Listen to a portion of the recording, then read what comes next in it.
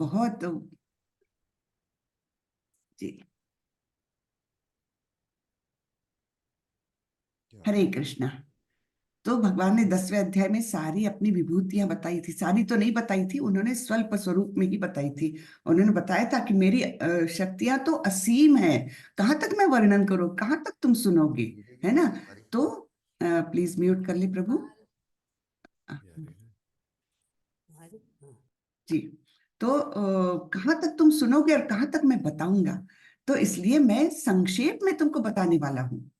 संक्षेप में तुमको मेरी सारी शक्तियों के बारे में बताता हूँ, वो सुनो। और उसके बाद भगवान ने अनेक अपनी शक्तियों के बारे में बताया था। ठीक है। और अंत में ये भी बताया था, अब इतना बताने से क्या फायदा अर्जुन, एकांशेन स्थितो जगत, बस इतना ही तुम जान लो। यानी मेरे एक शक्ति के एक अंश मात्र से सारे ब्रह्मांड स्थित है। सारा सब कुछ चर चर अचर सब कुछ जो है, वो केवल मेरी अनेक शक्तियों में से एक शक्ति के एक अंश में, एकांशेन स्थितो जगत। तो इतनी मेरी विभूतियां हैं। ठीक है। यहाँ पर हमने यहाँ तक हमने 10वें अध्याय में देखा था। मैंने कल एक माता जी के प्रश्न का उत्तर भी दिया था कि भगवान अपने ही बारे में क्यों बता रहे हैं। तो इसका भी उत्तर हमको 10वें ही अध्याय में मिल गया था। क्योंकि उनको कोई भी नहीं जानता पूर्ण रूप में, ना कोई ऋषि मुनि जानते हैं, ना देवता गण ही जानते हैं, क्योंकि सारे ही उन्हीं से उद्भूत हुए हैं, उन्हीं से उनका उद्गम हुआ है। इसलिए असली स्वरूप में भगवान को पूर्ण रूप में कोई भी नहीं जानता। इसलिए भगवान हम सबके अज्ञान को दूर करने के लिए बता रहे हैं, जिससे कि हम जब भगवान को जानेंगे तब कहीं जाकर उनसे करने लगेंगे। और प्रेम भक्ति के सिवाय तो हम शुद्ध भक्त नहीं बन सकते। और वो बहुत ही हाई लेवल की भक्ति है। ठीक है ना। भक्ति के 9 स्तर बताए हुए हैं। तो जैसे हम श्रद्धा, साधु संगा, भजन क्रिया, फिर निष्ठा, सॉरी, अनर्थ निवृत्ति। अनर्थ निवृत्ति में हमारे अंदर के कल्मश दूर होते हैं। तो ऐसे स्टेजेस बताई है, और अंतिम पड़ाव है, अंतिम जो पायदान है वो है प्रेमा भक्ति का। ठीक है। तो ऐसे धीरे धीरे हमको अपनी भक्ति बढ़ानी है, और उसका उससे बहुत हमको आनंद मिलता है। हाँ, सुसुखम कर्तुम अव्ययम, ये सुख पूर्वक संपन्न किए जाने वाली क्रिया है भक्ति की। ठीक है। तो हम देखते हैं आज का अध्याय, 11वां अध्याय। मैं जरा पीपीटी शेयर कर लूं और फिर मैं मंगलाचरण करती हूँ।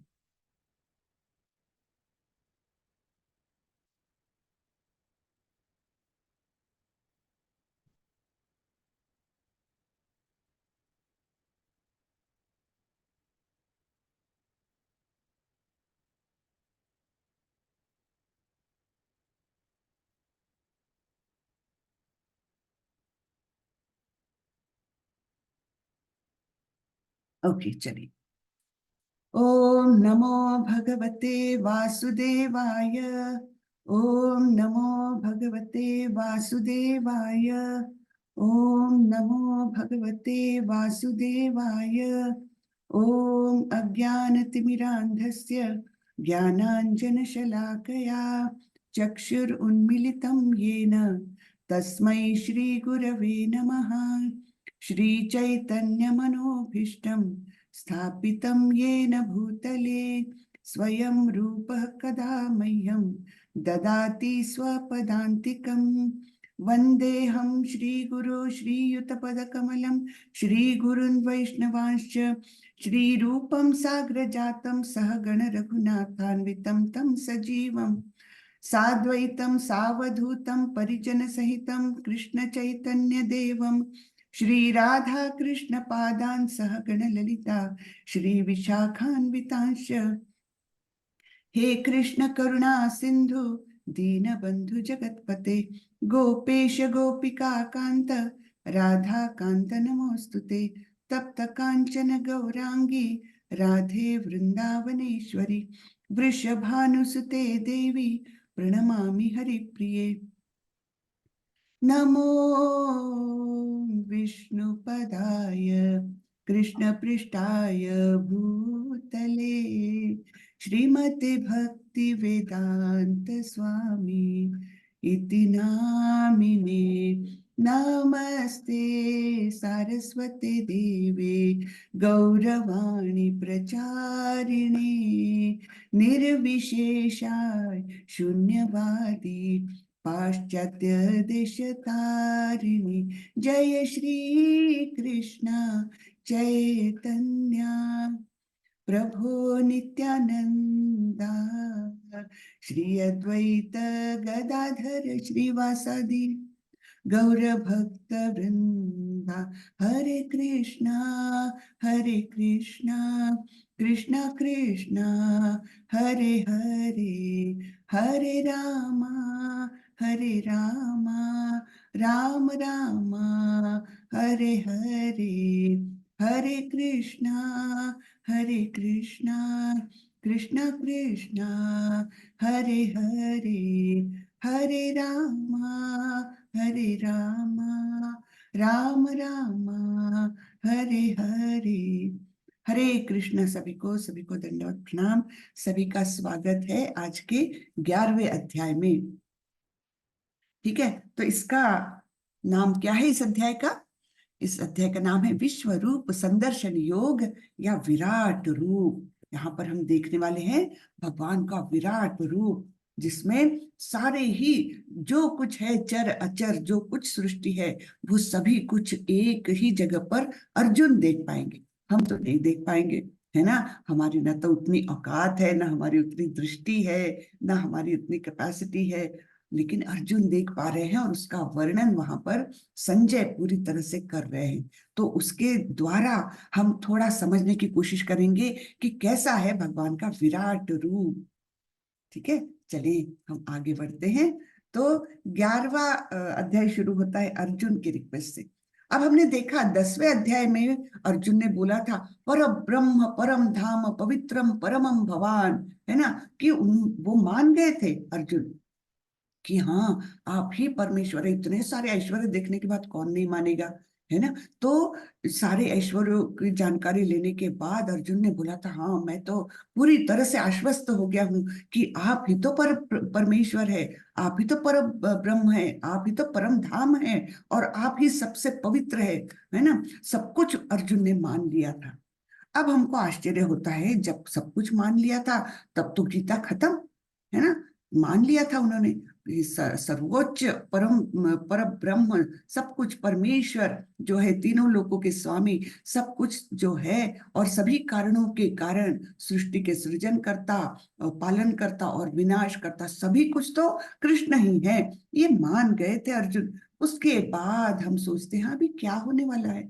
तो यहाँ पर अर्जुन बोल रहे हैं, अर्जुन उवाच मन मदनुग्रहाय परमं गुह्यम अध्यात्म संजितम यत्त्वयोक्तं प्रवचस्तेन मोहोऽयं विगतो मम। अर्जुन ने कहा आपने जिन अत्यंत गुह्य आध्यात्मिक विषयों का मुझे उपदेश दिया है, उसे सुनकर अब मेरा मोह दूर हो गया है। चलो एकदम प्रॉब्लम सॉल्व। हाँ, लेकिन उसके बाद भी अर्जुन बोलते हैं कि मुझे कृपा करके आपका विराट रूप का दर्शन कराएं, जिस रूप में आप इस भौतिक सृष्टि में प्रवेश करते हैं, वो रूप मुझे दिखाएं। तो भगवान का नित्यवास कहाँ है? आध्यात्मिक जगत में, और उन्होंने भौतिक जगत निर्माण करके उसमें फिर पदार्पण किया था। किस रूप में किया था, इसके बारे में अर्जुन उत्सुक है जानने के लिए। तो तात्पर्य में श्रीला प्रभुपाद बोलते हैं, श्रीला प्रभुपाद की जय। तात्पर्य में बोलते हैं अब जहां तक अर्जुन की बात है, उसका कहना है कि उसका मोह दूर हो गया है। इसका अर्थ यह हुआ कि वह कृष्ण को अपना मित्र स्वरूप सामान्य मनुष्य नहीं मानता, अपितु उन्हें प्रत्येक वस्तु का कारण मानता है। सर्व कारण कारण मानता है अर्जुन, है ना। किंतु अब वह यह सोचता है कि भले ही वह कृष्ण को हर एक वस्तु का कारण मान ले, किंतु दूसरे लोग नहीं मानेंगे। अतः इस अध्याय में यह सबों के लिए कृष्ण की अलौकिकता स्थापित करने के लिए कृष्ण से प्रार्थना करता है कि वे अपना विराट रूप दिखलाएं, है ना।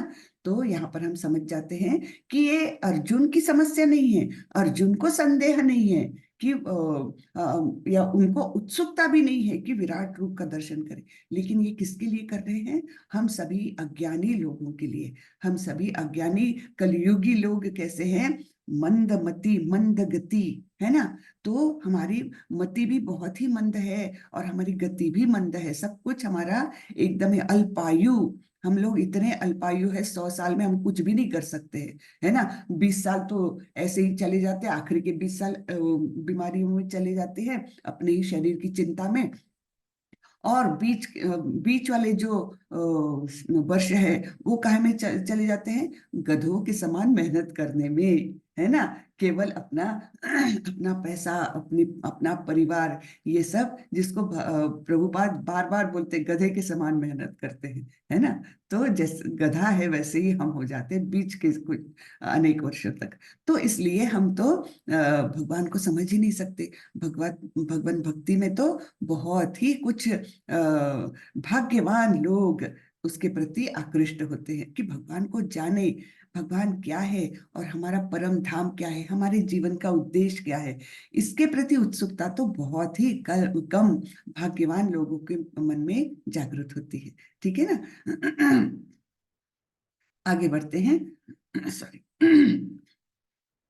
हे कमल ने सॉरी, हे कमल नेत्रों वाले, मैंने हर जीवित इकाई की उपस्थिति और गायब होने के बारे में विस्तार से आपसे सुना है, जैसा कि आपके अटूट महिमाओं के माध्यम से महसूस किया गया है। अर्जुन ने अभी तक के सारे अध्याय ध्यान पूर्वक सुने हैं और उन्होंने ये जाना है कि किस प्रकार जीवित इकाई यानी हम जीवात्मा किस प्रकार यहाँ आते हैं, है ना। हम कैसे हैं? हम परा और अपरा शक्ति के कॉम्बिनेशन है। हाँ, पराशक्ति यानी दिव्य शक्ति, आध्यात्मिक शक्ति, वो है हमारी आत्मा। और अपराशक्ति यानी ये भौतिक जगत जो हमारा शरीर निर्माण करती है ना। शरीर, मन, बुद्धि और अहंकार, ये चीजें ये भौतिक जगत की है। लेकिन अंदर का जो जीवात्मा है, जो आत्मा है, वो है पराशक्ति द्वारा निर्मित, यानी भगवान की अंतरंगा शक्ति द्वारा निर्मित हमारी आत्मा है। ठीक है ना। तो ये सब कुछ तो अर्जुन समझ चुके हैं, भगवान ने विस्तार से बताया है। फिर आगे बोलते हैं अर्जुन, हे पुरुषोत्तम, हे परमेश्वर, यद्यपि आपको मैं अपने समक्ष आपके द्वारा वर्णित आपके वास्तविक रूप में देख रहा हूं, किंतु मैं यह देखने का इच्छुक हूं कि आप इस दृश्य जगत में किस प्रकार प्रविष्ट हुए हैं। मैं आपके उसी रूप का दर्शन करना चाहता हूं। तो अर्जुन के समक्ष किस रूप में खड़े थे भगवान? द्विभुज रूप में, दो हाथों वाले रूप में, यानी जो हम हमेशा देखते हैं फोटोज में या मंदिरों में, जो देखते हैं द्विभुज श्याम सुंदर रूप में, उसके सामने खड़े थे। जो उनका नित्य रूप है आध्यात्मिक जगत में, वे इसी रूप में उनके गोलोक धाम में रहते हैं। लेकिन वैकुंठ लोक में वे अपने चतुर्भुज रूप में रहते हैं। ठीक है ना। तो उस अर्जुन उनको बोल रहे हैं कि इस दृश्य जगत में यानी इस भौतिक जगत में आप किस प्रकार प्रविष्ट हुए हैं। हाँ, मैं आपके उसी रूप का दर्शन करना चाहता हूँ। हे प्रभु, हे योगेश्वर, यदि आप सोचते हैं कि मैं आपके विश्व रूप को देखने में समर्थ हो सकता हूँ, तो कृपा करके मुझे अपना असीम विश्व रूप दिखलाइए। हम्म। तो समर्थ कौन हो सकता है भाई? हम अपनी चक्षुओं से, अपने नेत्रों से देख सकते हैं भगवान को? जी नहीं, हमारी सारी इंद्रिय अत्यंत कमजोर है। हम भगवान को नहीं देख सकते, ना समझ सकते। अचिंत्य रूप है, हमारे चिंतन के परे है उनका रूप, उनके उनके काम काज सब कुछ जो है ना। जन्म कर्म च में दिव्यम, वो सब दिव्य है। जो हम अपनी ये छोटी सी बुद्धि, जिस पर हम बहुत अहंकार करते हैं, उस बुद्धि के द्वारा, लॉजिक के द्वारा, सो कॉल्ड लॉजिक, उसके द्वारा या अपने इंद्रियों के द्वारा हम बिल्कुल भी उसको समझ नहीं सकते और सोच भी नहीं सकते उसके बारे में। तो हमको क्या चाहिए? हमको पहले तो कुछ मन में श्रद्धा, कुछ मन में भक्ति कुछ रहे, तब कहीं जाकर के हम भगवान के बारे में कुछ सोच सकते हैं, कुछ देख सकते हैं। ठीक है। तो ये भगवान अर्जुन अपनी मर्यादा जानता था, इसलिए बोलते हैं मैं आपके विश्व रूप को अगर देखने में समर्थ हो सकता हूं, तो मुझे अपना विश्व रूप दिखाइए। फिर आगे हम चलते हैं। अर्जुन ने भगवान कृष्ण से विश्व रूप दिखाने के लिए क्यों कहा? क्यों कह रहे हैं वे? क्योंकि वो तो आश्वस्त हो गए, भगवान ही पर ब्रह्म है, सब कुछ है। तो क्या उन्होंने कृष्ण पर संदेह किया कि ये तो अपने मुंह मियाँ मिट्ठू अपनी अपनी बातें बोल रहे हैं, मैं ये करता हूँ, मैं वो करता हूँ, मैंने सब कुछ निर्माण किया? क्या संदेह है कृष्ण को? बिल्कुल नहीं। क्या वह खुद को खास मानते थे? बिल्कुल नहीं, है ना। वो तो इतने विनम्र और बहुत सज्जन व्यक्ति थे, है ना। तो क्या वो लोगों को समझाने के लिए जो सोचेंगे कि कृष्ण एक साधारण व्यक्ति है? जी हाँ, इसी के लिए उन्होंने बोला। तो पहला भी रॉन्ग है, कृष्ण पर संदेह नहीं किया। दूसरा भी रॉन्ग है कि वह खुद को खास मानते थे। लेकिन करेक्ट क्या है कि लोगों को समझाने के लिए कि खुद का तो उन्होंने भला कर लिया, लेकिन लोगों का भी कुछ भला हो जाए, इस विचार से कृष्ण को विनती कर रहे हैं वे कि आप अपना विश्व रूप दर्शन कराएं, है ना। अब इसलिए करा रहे हैं कि कल युग में हम जानते हैं कितने भोंदू लोग, मतलब बाबा लोग, जो असली में भक्त नहीं है, लेकिन अपना वेश ऊपरी पहनावा ऐसा कर लेते हैं और लोगों को उसके द्वारा वो मतलब ठगने के लिए आते हैं। ऐसे अनेक लोग घूम रहे हैं और ठगते भी है, और हम लोग ठगे भी जाते हैं क्योंकि हम अल्प बुद्धि है। तो उनके लिए ये है कि ऐसे कोई भी आ जाए आपके सामने और बोलने लगे मैं ही भगवान हूँ, मैं परमेश्वर हूँ, तो आपने क्या करना चाहिए? हाँ, आप भगवान हैं तो मुझे आपका सार्वभौमिक रूप दिखाएं। यानी कौन सा रूप दिखाएं? आप मुझे विराट रूप दर्शन कराएं तो आप भगवान मैं मान लूंगा। तब ऐसे व्यक्ति क्या करेंगे? वहां से तो सीधे भाग जाएंगे, मैं परमेश्वर नहीं हूँ बोलते हुए भाग जाएंगे। तो ये हमारे लिए एक भगवान ने मार्ग दिखाया है कि आप आध्यात्मिक जगत में कम से कम अपने आप को बेवकूफ ना होने दे, बेवकूफ ना सिद्ध करे।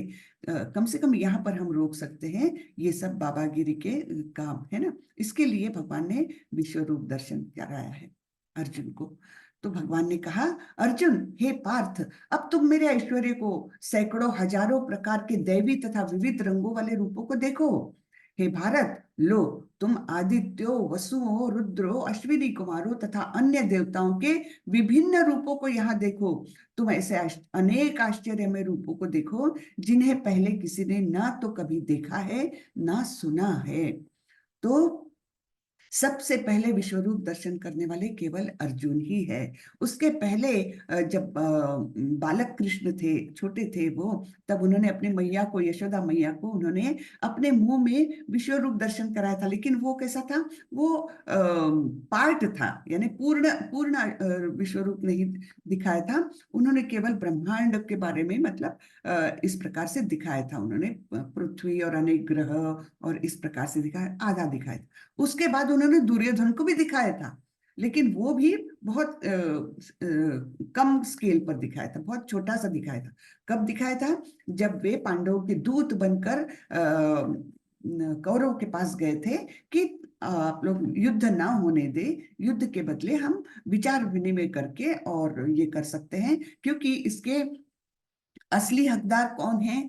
असली हकदार पांडव है। तो वो सब समझाने के लिए कृष्ण स्वयं उनके, पांडवों के दूत बनकर कौरवों के पास गए थे। और फिर जब दुर्योधन बोला मैं तो राज्य नहीं दूंगा, तो बोले ठीक है, राज्य नहीं तो तुम 5 गांव ही दे दो, क्योंकि वे क्षत्रिय है। वे केवल लोगों का प्रोटेक्शन करके ही अपना जीवन यापन करेंगे। तो केवल 5 गांव दे दो, बस उसी में वे लोग संतुष्ट हो जाएंगे। लेकिन दुर्योधन की मगरूरी देखिए कि उस समय भी उन्होंने क्या बोला, 5 गांव क्या, मैं तो सुई की नोक पर रहने लायक जमीन भी उनको ना दूं। और उन्होंने फिर अपनी सेना को बोला था, वहां के लोगों को बोला था कि इस दूत को तुम मतलब बंदी बना लो, और कृष्ण भगवान को बंदी बना लो, ऐसा आदेश दुर्योधन ने दिया था। तब फिर क्रोध में आकर कृष्ण ने उनको क्या दिखाया था? तुम मुझे बंदी बनाओगे, देखो मेरा विश्व रूप। हाँ, और इस प्रकार से उन्होंने थोड़ा सा पार्ट में उनको ऐसे रूप दिखाए थे जिससे वे भयभीत हो जाए। उसके बावजूद दुर्योधन इतने, मतलब क्या बोलेंगे, मति मंद बोलेंगे या जो कुछ, तो उसके बावजूद उन्होंने क्या बोला, अच्छा तो तुम कुछ जादूगरी दिखा रहे हो, मुझे कुछ मैजिक दिखा रहे हो, हाँ मैं इससे डरने वाला नहीं हूं। इस प्रकार से उन्होंने फिर से अपमान ही किया था। लेकिन फिर विदुर ने मध्यस्थी करके और भीष्म पितामह ने समझा करके, धृतराष्ट्र ने भी समझा करके, फिर वहां से कृष्ण चले गए थे। ठीक है, तो ये हमने देखा कि ये पूर्ण रूप में विश्व रूप दर्शन है, ये अर्जुन के पहले किसी ने भी नहीं किया। हे अर्जुन, तुम जो भी देखना चाहो उसे तत्क्षण मेरे इस शरीर में देखो।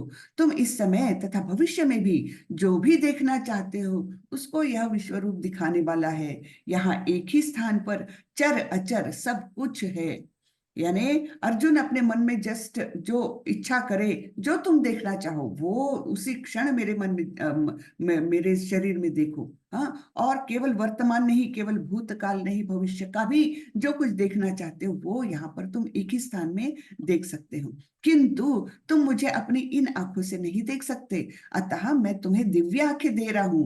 अब मेरे योग ऐश्वर्य को देखो।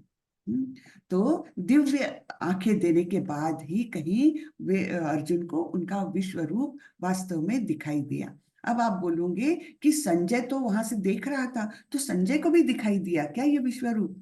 जी हाँ, संजय को भी दिखाई दिया, क्योंकि वेद व्यास ने उनको दिव्य दृष्टि दे रखी थी, जिससे कि वे जो कुछ कुरुक्षेत्र में हो रहा है वो अपनी आंखों से देख सके। तो इस प्रकार उनको दिव्य चक्षु थे, तो संजय भी देख रहे थे और अर्जुन भी देख रहे थे। अब संजय वर्णन कर रहे हैं। संजय उवाच एवं उक्त्वा ततो राजन् महायोगेश्वरो हरिः दर्शयामास पार्थाय परमं रूपम ऐश्वर्यम्। संजय ने कहा, हे राजा, इस प्रकार कहकर महायोगेश्वर भगवान ने अर्जुन को अपना विश्व रूप दिखलाया। अब विश्व रूप का प्रारंभ हो रहा है। अर्जुन ने इस विश्व रूप में असंख्य मुख, असंख्य नेत्र तथा असंख्य आश्चर्यमय दृश्य देखे। यह रूप अनेक दैवी आभूषणों से अलंकृत था और अनेक दैवी हथियार उठाए हुए था। यह दैवी मालाएं तथा वस्त्र धारण किए थे और उस पर अनेक दिव्य सुगंधियां लगी थी। सब कुछ आश्चर्यमय, तेजमय, असीम तथा सर्वत्र व्याप्त था। सर्वत्र व्याप्त यानी जमीन से लेकर आकाश तक और ईस्ट से लेकर वेस्ट तक जो कुछ है सभी कुछ व्याप्त किया था उस विश्व रूप ने। यदि आकाश में हजारों सूर्य एक साथ उदय हो तो उनका प्रकाश शायद परम पुरुष के इस विश्व रूप के तेज की समता कर सके। इतना तेजस्वी था कि हजारों सूर्य अगर हो जाए तो शायद उसकी तुलना उनसे की जाती उस तेज से।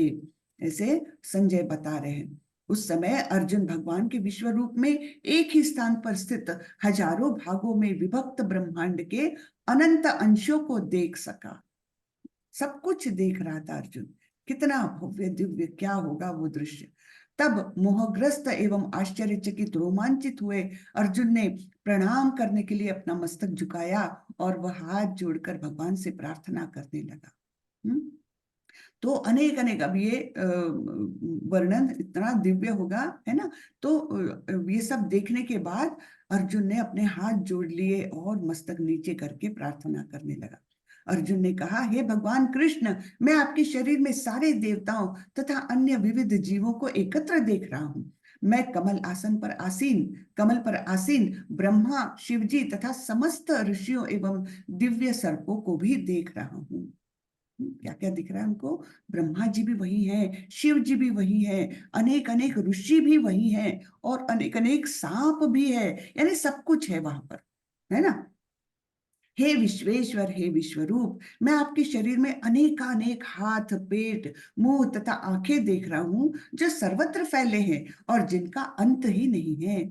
आप में ना अंत दिखता है, ना मध्य और ना आदि। यानी ना मुझे शुरुआत दिख रही है, ये रूप कहाँ से शुरू हो रहा, ना उसका मध्य दिख रहा है, ना अंत दिख रहा है। इतना ये भव्य है रूप। हाँ, और उसमें करोड़ों करोड़ हाथ, पैर, मुंह, पेट, सब कुछ, यानी इतने इंद्रिय उनको दिख रहे हैं, यानी इतने जीवात्मा उस जीव उसमें दिख रहे हैं। वो देवताओं के भी शरीर है वहीं पर और अनेक प्राणियों के भी शरीर वहीं पर है।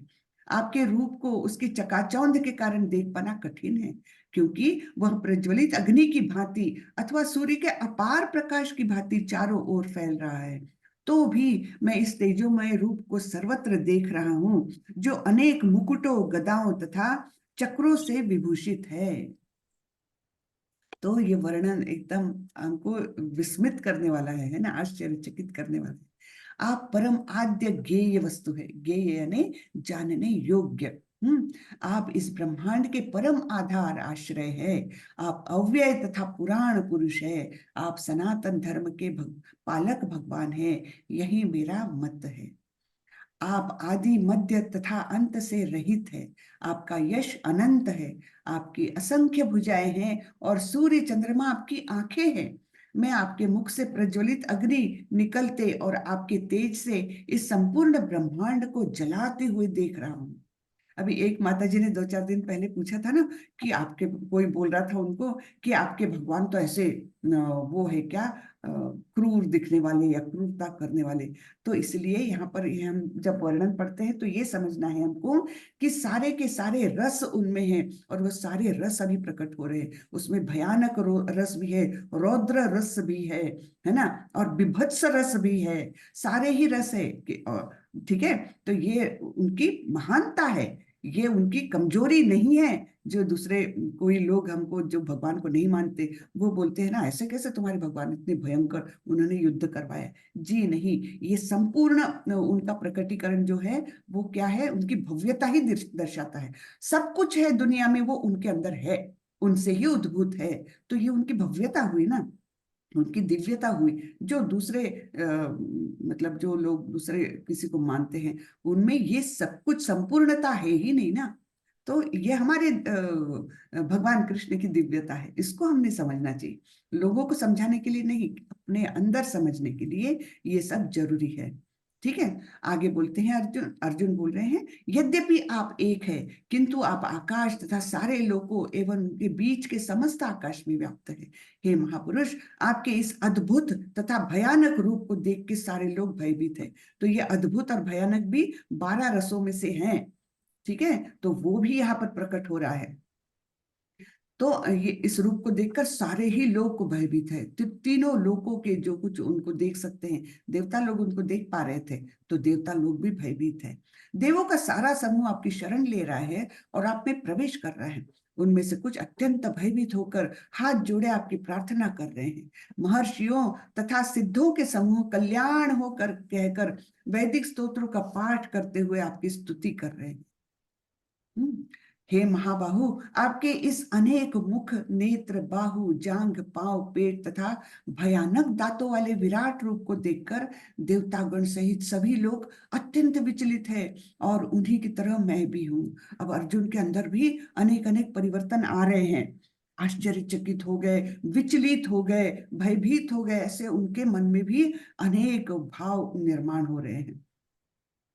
हे सर्वव्यापी विष्णु, नाना ज्योतिर्मय रंगों से युक्त आपको आकाश का स्पर्श करते, मुख फैलाए तथा बड़ी बड़ी चमकती आंखें निकाले देखकर भय से मेरा मन विचलित है।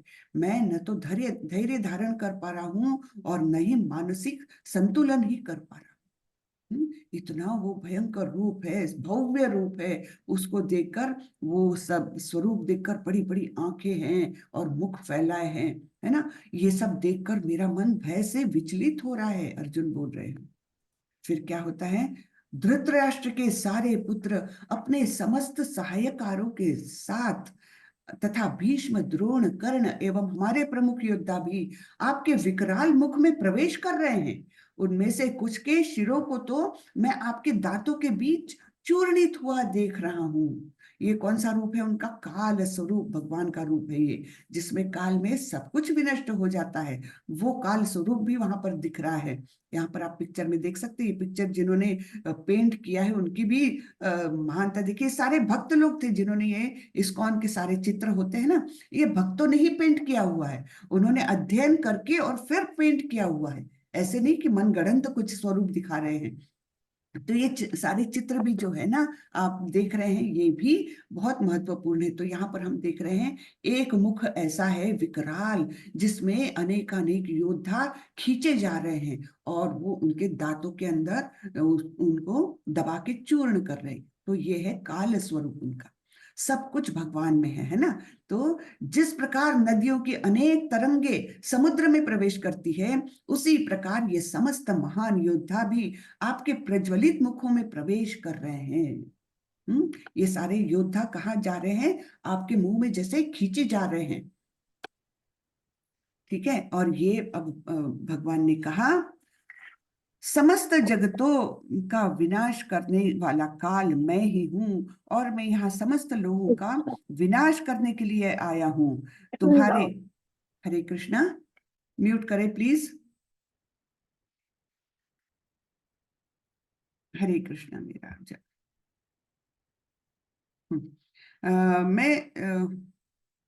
मैं यहाँ समस्त लोगों का विनाश करने के लिए आया हूँ। तुम्हारे यानी पांडवों के सिवा दोनों पक्षों के सारे योद्धा मारे जाएंगे। तो ये है भगवान काल स्वरूप। तस्मात् उत्तिष्ठ यशो लभस्व, जित्वा शत्रुन् भुक्ष राज्यं समृद्धं, मयैवैते निहताः पूर्वमेव, निमित्तमात्रं भव सव्यसाचिन्। अतः उठो, लड़ने के लिए तैयार हो जाओ और यश अर्जित करो, अपने शत्रुओं को जीतकर संपन्न राज्य का भोग करो। ये सब मेरे द्वारा पहले ही मारे जा चुके हैं, और हे सव्यसाची, तुम तो युद्ध में केवल निमित्त मात्र हो सकते हो। तो जो कुछ होता है यहाँ पर, तो भगवान पहले से ही निर्णय कर चुके हैं। ऐसे बड़ी बड़ी घटनाएं जो है ना, ये अपने आप से नहीं होती, या किसी के द्वारा नहीं की जाती। ये घटनाएं तो भगवान ने पहले ही सोच रखी है, और किसी को श्रेय देने के लिए, उनको, अपने भक्त को श्रेय देने के लिए उसको कारण मात्र, निमित्त मात्र बनाते हैं भगवान। ठीक है, तो यहाँ भगवान अर्जुन को क्रेडिट देना चाह रहे हैं, और इसलिए उनको बोल रहे हैं कि तुम केवल निमित्त मात्र बनो। मैं इन सारे योद्धाओं को पहले ही मार चुका हूं। जब मैंने सोच लिया है, मैंने निर्णय लिया, वो तो होके रहेगा। तुम केवल निमित्त मात्र बनो। द्रोणं च भीष्मं च जयद्रथं च कर्णं च तथान्यानपि योधवीरान्, मया हतास्तवं जहिमा व्यथिष्ठा, युद्धस्व जेतासि रणे सपत्नान्। भगवान इतने कृपालु होते हैं कि वह भक्तों को इसका श्रेय देते हैं। ठीक है, द्रोण, भीष्म, जयद्रथ, कर्ण तथा अन्य महान योद्धा पहले ही मेरे द्वारा मारे जा चुके हैं। अतः उनका वध करो और तनिक भी विचलित न हो। तुम केवल युद्ध करो, युद्ध में तुम अपने शत्रुओं को पराजित करोगे। भगवान भविष्य का भी बता रहे हैं अर्जुन को। संजय ने धृतराष्ट्र से कहा, हे राजा, भगवान के मुख से इन वचनों को सुनकर कांपते हुए अर्जुन ने हाथ जोड़कर उन्हें बारंबार नमस्कार किया। फिर उसने भयभीत होकर अवरुद्ध स्वर में कृष्ण से इस प्रकार कहा। अर्जुन ने कहा, हे ऋषिकेश, आपके नाम के श्रवण से संसार हर्षित होता है और सभी लोग आपके प्रति अनुरक्त होते हैं। यद्यपि सिद्ध पुरुष आपको नमस्कार करते हैं, किंतु असुर गण भयभीत है और इधर उधर भाग रहे हैं। यह ठीक ही हुआ है। हे महात्मा, आप ब्रह्मा से भी बढ़कर है, आप आदि सृष्टा है, तो फिर आपको सादर नमस्कार क्यों ना करे। हे अनंत, हे देवेश, हे जगन निवास, आप परम स्रोत, अक्षर, कारणों के कारण तथा इस भौतिक जगत के परे हैं। तो अभी अर्जुन एकदम भयभीत होकर, और ये मतलब उनका गला भी रोंद गया है, और वे इस प्रकार भगवान की स्तुति कर रहे हैं। ये स्तुति बहुत ही सुंदर है, ये अर्जुन की स्तुति। तो हम जैसे मंदिर में जाते हैं ना, किसी भी मंदिर में गए, तो हमने करना क्या चाहिए? हमने तो एक तो सबसे पहले तो हाथ जोड़ करके उनको नमस्कार करके उनकी स्तुतियां करनी चाहिए। तो स्तुतियां हम अपने शब्दों में क्या करें भगवान की, है ना? हमारे पास तो इतने शब्द ही नहीं, अच्छे शब्द नहीं है। तो कुछ कुछ स्तुतियां ऐसी है, हमारे शास्त्रों में मिलती है, तो उनको हमने स्मरण करके और वो भगवान के सामने बोलना चाहिए। जैसे एक कुंती स्तुति है भागवतम में दी हुई, एक भीष्म स्तुति है, जब भीष्म पितामह का मृत्यु हो रहा था, तब अपने समक्ष कृष्ण को देखते हुए उन्होंने वो स्तुति बोली है, वो भी भागवतम में आती है। और अर्जुन ने कही हुई ये स्तुति जो है, ये अपने भगवत गीता में आती है, वो भी बहुत ही सुंदर स्तुति है। और हमने क्या करना चाहिए, स्तुति को याद कर लेना चाहिए, जब मंदिर जाते हैं तो वो बोलना चाहिए। हाँ, तो भगवान के सामने जाओ तो ऐसे ही सिर्फ उनके आंखों से दर्शन कर लिया, हाँ ये बड़ा बड़ी सुंदर मूर्ति है, बड़ी सुंदर सजावट है, ऐसा नहीं करना चाहिए। उस समय हमने अपने मन में ये भाव लाने चाहिए। तो पहले तो स्तुति करो भगवान की, उसके बाद क्षमा याचना करो कि मैं बहुत अपराधी हूँ, मेरे से बहुत गलतियां होती है, आप इसके लिए मुझे क्षमा करें और मैं आपकी शरणागत हूँ। ये भाव हमारे, जब हम मंदिर जाते हैं, जब हम भगवान के सामने खड़े होते हैं, तब ये भाव हमारे मन में रहना चाहिए। हाँ, वो भी है, एक ब्रह्म संहिता भी है, वो भी हम बोल सकते हैं भगवान के सामने। ठीक है, तो इस प्रकार से अनेक है, ये मैं तो दो चार ही बता रही हूँ। ऐसी अनेक स्तुतियां हैं भगवान की, जो हमने कुछ तो भी उनमें से कंठस्थ कर लेना चाहिए और भगवान के सामने बोलना चाहिए। बहुत उसका महत्व है। आगे अर्जुन बोलते हैं, आप आदि देव सनातन पुरुष तथा इस दृश्य जगत के परम आश्रय हैं। आप सब कुछ जानने वाले हैं और आप ही सब कुछ है जो जानने योग्य है। आप भौतिक गुणों से परे परम आश्रय हैं। हे अनंत रूप, यह संपूर्ण दृश्य जगत आपसे व्याप्त है। हाँ, यानी आप वैसे परे हैं, है ना, उन भौतिक गुणों से परे हैं, लेकिन आप सभी कुछ व्याप्त किए हुए हैं। तो ये हमारे बुद्धि से हम नहीं समझ सकते, जब भक्ति में जाते हैं तब हम इसको मतलब असली रूप में समझ सकते हैं। आपको अपना मित्र मानते हुए मैंने हठ पूर्वक आपको हे कृष्ण, हे यादव, हे सखा जैसे संबोधनों से पुकारा है, क्योंकि मैं आपकी महिमा को नहीं जानता था। मैंने मूर्खतावश या प्रेमवश जो कुछ भी किया है, कृपया उसके लिए मुझे क्षमा कर दे। यही नहीं, मैंने कई बार आराम करते समय, एक साथ लेटे हुए या साथ साथ खाते या बैठे हुए, कभी अकेले में तो कभी अनेक मित्रों के समक्ष आपका अनादर किया है। हे अच्युत, मेरे इन समस्त अपराधों को क्षमा करे। क्षमा मांग रहे हैं अर्जुन कि मैंने तो मित्रतावश आपको, अभी तक मैं पहचानता ही नहीं था आपका असली स्वरूप, तो मैंने मित्रतावश कई बार आपको ऐसे ऐसे संबोधनों से, हे कृष्ण इधर आओ, हे कृष्ण ऐसे करो, है ना। कई बार मित्रता से हम तो अपने दोस्तों से ऐसी बातें करते हैं, कभी कभी एक साथ लेटे हैं, कभी आराम कर रहे हैं, कभी खा रहे हैं एक साथ, तब हम मैंने कभी कभी मजाक भी किया है आपसे। तो उन सब अपराधों के लिए अर्जुन क्षमा मांग रहे हैं। पहले कभी न देखे गए आपके विराट रूप का दर्शन करके मैं पुलकित हो रहा हूँ, किंतु साथ ही मेरा मन भयभीत हो रहा है।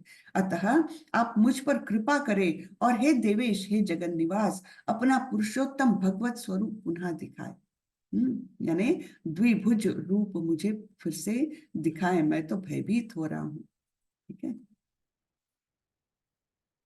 हे विराट रूप, हे सहस्त्रभुज भगवान, मैं आपके मुकुटधारी चतुर्भुज रूप का दर्शन करना चाहता हूँ, जिसमें आप अपने चारों हाथों में शंख चक्र गदा तथा पद्म धारण किए हो। मैं उसी रूप को देखने की इच्छा करता हूँ। हे कुरुश्रेष्ठ, हाँ, तो अब कौन बोल रहा है? अब कृष्ण बोल रहे हैं, हे कुरुश्रेष्ठ, तुमसे पूर्व मेरे इस विश्व रूप को किसी ने नहीं देखा, क्योंकि मैं न तो वेदाध्ययन के द्वारा, न यज्ञ दान पुण्य या कठिन तपस्या के द्वारा इस रूप में इस संसार में देखा जा सकता हूँ।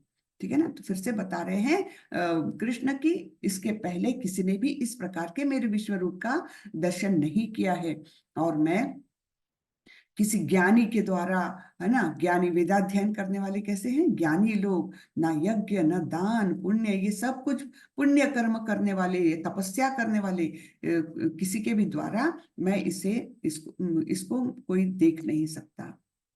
तुम मेरे भयानक रूप को देखकर अत्यंत विचलित एवं मोहित हो गए हो, अब इसे मैं समाप्त करता हूँ। हे मेरे भक्त, तुम समस्त चिंताओं से पुनः मुक्त हो जाओ, तुम शांत चित्त से अब अपना इच्छित रूप देख सकते हो। तो ये सुंदर सा चतुर्भुज रूप भगवान ने दिखाया, और उसके बाद द्विभुज रूप में वे पुनः प्रकट हो गए। संजय ने धृतराष्ट्र से कहा, अर्जुन से इस प्रकार कहने के बाद भगवान कृष्ण ने अपना असली चतुर्भुज रूप प्रकट किया और अंत में दो भुजाओं वाला रूप प्रदर्शित करके भयभीत अर्जुन को धैर्य बंधाया। तो विराट रूप के बाद चतुर्भुज रूप, और फिर अपने सौम्य जो श्याम सुंदर स्वरूप है उसमें वे प्रकट हो गए। जब अर्जुन ने कृष्ण को उनके आदि रूप में देखा तो कहा, हे जनार्दन, आपके इस अति सुंदर मानवीय रूप को देखकर मैं अब स्थिर चित्त हूं और मैंने आपकी अपनी प्राकृत अवस्था प्राप्त कर ली है। ठीक है। तो उसके बाद अर्जुन बोले, हाँ, अब आपके ये सुंदर से रूप को देखकर मैं जरा शांत हो रहा हूँ, अब मेरा चित्त जो है, मन जो है, वो स्थिर हो रहा है और मैं अपने नॉर्मल उसमें आ गया हूँ, नॉर्मल स्थिति में आ गया हूँ। श्री भगवान ने कहा, हे अर्जुन, तुम मेरे जिस रूप को इस समय देख रहे हो उसे देख पाना अत्यंत दुष्कर है। यहाँ तक कि देवता भी इस अत्यंत प्रिय रूप को देखने की ताक में रहते हैं। तो भगवान का सबसे दुर्लभ रूप कौन सा है? द्विभुज रूप, जिस रूप में वे यहाँ पर अवतरित हुए थे। वो रूप ऐसा है कि जिसे देखने के लिए देवता भी तरस जाते हैं। देवता देवता लोगों के लिए कौन सा रूप सामने रहता है? चतुर्भुज रूप में रहते हैं, ऑफिशियल रूप में रहते हैं भगवान। हाँ, लेकिन जो द्विभुज रूप है वो केवल उनके भक्त लोग देख सकते हैं। जो गोलोक वृंदावन में रहते हैं, उनके सारे पार्षद, राधा रानी, गोपियां, गोप और यशोदा मैया, है ना, ये सारे लोग जो नित्य रूप में गोलोक वृंदावन में वास करते हैं, वे देख सकते हैं। और जब वे अत्यंत कृपालु होकर के इस धरा पर आते हैं, संभवामि युगे युगे, है ना, तो जब वे अपने द्विभुज रूप में आते हैं तब हम धरती के इतने सामान्य लोग भी उनका दर्शन कर सकते हैं। लेकिन तब हम उनको पहचानते ही नहीं है कि ये परमेश्वर है ना। अवजानन्ति मां मूढ़ा मानुषीम तनुमाश्रिता, हमने देखा ना इसके पहले कोई अध्याय में था श्लोक, तब भगवान ने बोला था, अवजानन्ति मां मूढ़ा, जो मूढ़ लोग हैं, मूर्ख लोग हैं, वे मेरे इस रूप को वो पहचानते नहीं है। मानुषीम तनुमाश्रिता, है ना, कि मैं मनुष्य रूप में जब आता हूं तब वो मुझे पहचानते ही नहीं है, क्योंकि वो मूढ़ है, मूर्ख है। ठीक है। भक्त्या त्वनन्यया शक्य अहम एवं विधोर्जुन ज्ञातुं द्रष्टुं च तत्वेन प्रवेष्टुं च परन्तप। हे अर्जुन, केवल अनन्य भक्ति द्वारा मुझे उस रूप में समझा जा सकता है जिस रूप में मैं तुम्हारे समक्ष खड़ा हूं, और इसी प्रकार मेरा साक्षात दर्शन भी किया जा सकता है। केवल इसी विधि से तुम मेरे ज्ञान के रहस्य को पा सकते हो। तो ये उनका जो श्याम सुंदर स्वरूप है, द्विभुज स्वरूप, ये अत्यंत दुर्लभ है और केवल अनन्य भक्ति द्वारा उस रूप में भगवान को हम समझ सकते हैं। अब ये आखिरी श्लोक आता है, और इस श्लोक को एक श्लोक की भगवत गीता भी कहा जाता है। एक श्लोक में भगवत गीता का सार इसमें हम समझ सकते हैं। मत कर्म कृन् मत परमो मद भक्त संग वर्जितः निर्वैरः सर्वभूतेषु यस्य मामेति पांडव। हे अर्जुन, जो व्यक्ति सकाम कर्मों तथा मनोधर्म के कल्मश से मुक्त होकर मेरी शुद्ध भक्ति में तत्पर रहता है, जो मेरे लिए ही कर्म करता है, जो मुझे ही जीवन लक्ष्य समझता है, और जो प्रत्येक जीव से मैत्री भाव रखता है, वह निश्चय ही मुझे प्राप्त करता है। तो क्या क्या बोला है? सकाम कर्मों तथा मनोधर्म के कल्मश से मुक्त। ठीक है, सकाम कर्मों से भी मुक्त है और मनोधर्म के कल्मश से भी मुक्त है, और शुद्ध भक्ति में तत्पर है। शुद्ध भक्ति यानी प्रेमा भक्ति, जो मेरे लिए ही कर्म करता है और मुझे ही जीवन का लक्ष्य समझता है। तो और फिर आगे बोलते हैं, प्रत्येक जीव से मैत्री भाव रखता है। यानी क्या मैत्री भाव कब रखेगा? जब वो हर के अंदर, हर जीव के अंदर परमात्मा का दर्शन करेगा, तब वो सबसे मैत्री भाव रख सकता है। तो ऐसा व्यक्ति निश्चय ही मुझे प्राप्त कर सकता है। ये चित्र हमने इसके पहले भी देखा है।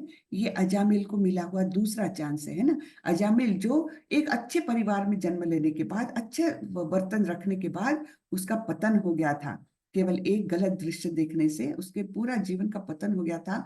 लेकिन अंत में जब उसको लेने के लिए यमदूत भी आए और विष्णु दूत भी आए, तब क्या हुआ कि यमदूत बोले, इसने तो बहुत पाप कर्म किए हैं, इसको तो यमलोक लोक ही ले जाना है हमको। लेकिन विष्णु दूतों ने उनको बोला कि इसने मृत्यु के समय नारायण नारायण मंत्र, नारायण बोला है शब्द, मंत्र के स्वरूप में नहीं, अपने बेटे को पुकारने के लिए ही बोला होगा, लेकिन नारायण बोला है। और उसके पूर्व जन्मों के अनेक सुकृत होंगे जो हमें नहीं मालूम, तो इसलिए इसको तो विष्णु लोक ले जाना है, यमदूत नहीं जाना है। लेकिन चूंकि उनके पाप कर्मों काफी है, तो उनको एक दूसरा चांस मिलता है, सेकंड चांस। और जब ये सब उसी भ्रमित मति में उनको पता चल रहा था आजामिल को, और तब उन्होंने निश्चय किया कि अब मैं अपना जीवन व्यर्थ नहीं गवाऊंगा, अब मैं केवल भगवान की भक्ति करूंगा। तब उन्होंने हरिद्वार जाकर के, दूसरे जन्म में हरिद्वार जाकर के पूर्ण तपस्या की, और फिर उनको विष्णुदूत स्वयं लेने आए थे। तो ये दूसरा चांस, सेकंड चांस बोलते हैं। सेकंड चांस नाम की प्रभुपाद जी की किताब भी है, उसमें ये बहुत विस्तार से दिया हुआ है। ये भागवतम से ही आता है प्रसंग। ठीक है। अब हमको जानना है भगवान कृष्ण के प्रति अविभाजित भक्ति सेवा कैसे शुरू करें। हाँ, भगवान बोल तो रहे हैं भक्ति करो तो मैं प्राप्त होऊंगा, लेकिन कैसे करें, कहाँ से शुरुआत करें। तो हमको क्या करना है, अपना समय बहुत मूल्यवान है, इस समय का सदुपयोग कैसे करना है। सबसे पहले तो सवेरे 5 से 6 जो समय है, बहुत सुंदर समय होता है ब्रह्म मुहूर्त का, है ना। तो उस समय हमने क्या करना है, चैंट करना है, हरे कृष्ण महामंत्र का जप करना है, बस। बाकी दूसरा कुछ भी नहीं करना है। एकदम शांत सौम्य वातावरण में मन को स्थिर करके हरे कृष्ण महामंत्र का जप करना है। ये हमारी शुरुआत होगी। और फिर क्या करना है, ये मोबाइल और ये सब भौतिक जो चीजें हैं, उनसे हमें थोड़ा सा अनासक्त होना है। और आसक्ति किसके लिए रखना है, कृष्ण के प्रति अपनी आसक्ति बढ़ानी है, कृष्ण को अपना हृदय दे। ये सब चीजों में हम दिन रात गधे के समान मेहनत करके ये सब कमाते हैं, लेकिन इसका क्या हमको मिलने वाला है फल। फिर हमको पुनरपि जननम पुनरपि मरणम पुनरपि जननी जठरे शयनम, कितने युगों से, पता नहीं कितने योनियों में हमने जन्म लिया है। तो अब इसको खत्म करना है, हमको कहाँ जाना है, मनुष्य जन्म मिला है, इसको सार्थक करना है ना। चैतन्य महाप्रभु ने लिखा हुआ है, भारत भूमि ते मनुष्य जन्म होइले यार, जन्म सार्थक करी करी करो परोपकार। यानी केवल खुद का ही उद्धार नहीं करना है, दूसरों का भी उद्धार करना है परोपकार करके। तो हम तो इतने भाग्यवान हैं, भारतवर्ष भूमि ले मनुष्य जन्म मिला है ना। भारत भूमि में हमको मनुष्य जन्म मिला है, तो इस जन्म को हमको सार्थक करना है। सार्थक कैसा करें, कि भगवान भक्ति करके दूसरों को भी भगवान की भक्ति में लगाएं। तो ये चैतन्य महाप्रभु ने बोला हुआ है। तो अब ये अध्याय का सारांश क्या है, अर्जुन कृष्ण से अपने सार्वभौमिक रूप को दिखाने का अनुरोध करता है। हाँ, पहले विनती करता है कि क्यों विनती करते हैं, अपने लिए नहीं, उनके मन में भ्रम था इसलिए नहीं, अपने को खास नहीं मानते थे वे, लेकिन कलयुग के लोगों के प्रति उनको मतलब जो आने वाला युग है वो खराब होने वाला है, ये तो सब जानते ही थे, है ना। द्वापर युग तो खत्म हो रहा था उस समय, तो आगे के लोगों के को इसका फायदा हो जाए और उनके मन में कोई शंका न रहे कि कृष्ण ही परमेश्वर है, इसलिए वे उनको बोलते हैं। फिर भगवान कृष्ण अपने सार्वभौमिक रूप का दर्शन करते हैं, फिर उसी रूप का वर्णन जो है संजय द्वारा होता है, वर्णन, है ना। और फिर अर्जुन क्या अनुभव करते हैं, बहुत सारे विचार उनके मन में आते हैं। पहले वो आश्चर्यचकित हो जाते हैं, भयभीत हो जाते हैं, विचलित हो जाते हैं, इस प्रकार से अनेक वो उनके मन में भाव उत्पन्न होते हैं। और जब कृष्ण का अपना काल स्वरूप दिखता है, तब तो वो अनेक भयंकर भयभीत हो जाते हैं, है ना। काल स्वरूप में हमने क्या देखा, कि सारे ही योद्धा जो है, कौरव के सारे ही और पांडवों के भी अनेक योद्धा उस मुख में जैसे खींचे जा रहे हैं, जैसे नदी समुद्र की तरफ खींची जाती है, उस प्रकार से वो खींचे जा रहे थे। और कुछ तो दांतों तले दबाए जा रहे थे उस काल रूप के द्वारा। ठीक है, तो ये सब देखकर अर्जुन अत्यंत भयभीत हो जाते हैं और फिर प्रार्थना करते हैं। ये प्रार्थना बहुत अच्छी है। तो 35 to 46 इन श्लोकों में ये प्रार्थना है। और फिर अंत में कृष्ण को देखने के लिए शुद्ध भक्ति की जरूरत। तो फिर कृष्ण बताते हैं कि मेरा ये द्विभुज रूप जो है वो अत्यंत कठिन है, दुर्लभ है, कोई देख नहीं सकता इसे। तो और मुझे जानने के लिए या मेरे पास आने के लिए केवल शुद्ध भक्ति की आवश्यकता है। मत कर्म कृत मत परमो मद भावा संग वर्जिता, हाँ, निर्वैर सर्वभूतेषु मद भक्ति लभते पराम, ये भगवान ने बोला है। अब स्वामी प्रभुपाद जी कुछ बता रहे हैं हमें, ध्यान से देखें हम। सारांश यह है कि कृष्ण ने अपने क्षणभंगुर विश्व रूप के साथ साथ काल रूप जो सब कुछ भक्षण करने वाला है और यहाँ तक कि चतुर्भुज विष्णु रूप को भी दिखलाया। अब आप बोलोगे क्षणभंगुर क्यों लिखा है यहाँ पर? हाँ, क्षणभंगुर यानी टेम्पररी, बहुत कम समय के लिए, क्योंकि ये भगवान का परमानेंट रूप नहीं है। ये उन्होंने केवल अर्जुन को दिखाने के लिए कि वे किस प्रकार भौतिक जगत में प्रविष्ट होते हैं, वो दिखाने के लिए क्षणभंगुर रूप अपना दिखाया है। क्षणभंगुर है, कुछ समय के लिए वो रहता है, लेकिन ये नित्य रूप नहीं है उनका। नित्य रूप तो द्विभुज रूप है और चतुर्भुज रूप है, वो नित्य रूप है जो आध्यात्मिक जगत के हैं। लेकिन यहाँ पर प्रविष्ट होने के लिए यानी भौतिक जगत को निर्माण करने के लिए उन्होंने क्या क्या किया है वो दिखाने के लिए ये विश्व रूप उन्होंने अर्जुन के सामने लिया। इस तरह कृष्ण इन समस्त स्वरूपों के उद्गम है। ऐसा नहीं है कि वे आदि विश्व रूप या विष्णु की ही अभिव्यक्ति है, वे समस्त रूपों के उद्गम है। हाँ, तो ये हमको समझना चाहिए, सभी रूपों के उद्गम उत्पन्न करने वाले वे ही हैं। भक्त के लिए कृष्ण का कोई अन्य रूप उतना महत्वपूर्ण नहीं जितना कि मूल दो भुजी श्याम सुंदर रूप है। ब्रह्म संहिता में कहा गया है कि जो प्रेम या भक्ति भाव से कृष्ण के श्याम सुंदर रूप के प्रति आसक्त है, वे सदैव उन्हें अपने हृदय में देख सकते हैं और कुछ भी नहीं देख सकते। तो ये श्लोक है वो है, प्रेमांजनच्छुरित भक्ति विलोचनेन संतः सदैव हृदयेषु विलोकयन्ति यं श्याम सुंदरमचिन्त्य गुणस्वरूपं गोविंदमादि पुरुषं तमहं भजामि। ब्रह्मा जी ऐसे बोलते हैं कि प्रेम प्रेम का अंजन लगा करके जो भगवान की भक्ति करते हैं, प्रेमांजन छुरित भक्ति विलोचनेन, ऐसे नयनों से, ऐसे नेत्रों से जो भगवान को दिखता है, और प्रेमांजन छुरित भक्ति विलोचनेन संत सदैव हृदयेषु विलोकयन्ति, अपने हृदय में देखते हैं। वे संत लोग अपने हृदय में देखते हैं। कौन सा स्वरूप देखते हैं? यम श्याम सुंदरम अचिंत्यम, यम श्याम सुंदरम अचिंत्य गुण स्वरूपम, वो रूप जब अपने हृदय में देखते हैं तो ऐसे जो गोविंद है उनको मैं प्रणाम करता हूँ। ऐसे ब्रह्मा जी ने स्तुति लिखी हुई है ब्रह्म संहिता। ठीक है, अतः मनुष्य को समझ लेना चाहिए कि इस 11वें अध्याय का तात्पर्य यही है कि कृष्ण का रूप ही सर्वोपरि है एवं परम सार है। तो ये परम सार क्या है कि कृष्ण का द्विभुज रूप ही परम सार है। ठीक है, चलिए हमारा 11वां अध्याय खत्म होता है। किसी को कुछ प्रश्न हो तो पूछिए। हरे कृष्णा।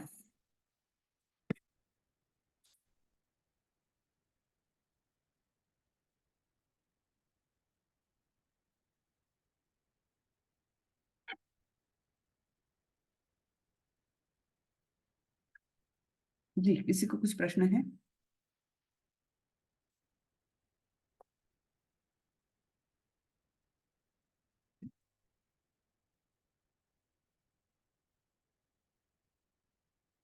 कोई हैंड रेज नहीं है? क्षमा माता जी, आज बिल्कुल सब शांत, सब लोग भयभीत और विचलित हो गए हैं लगता विश्व रूप दर्शन करके।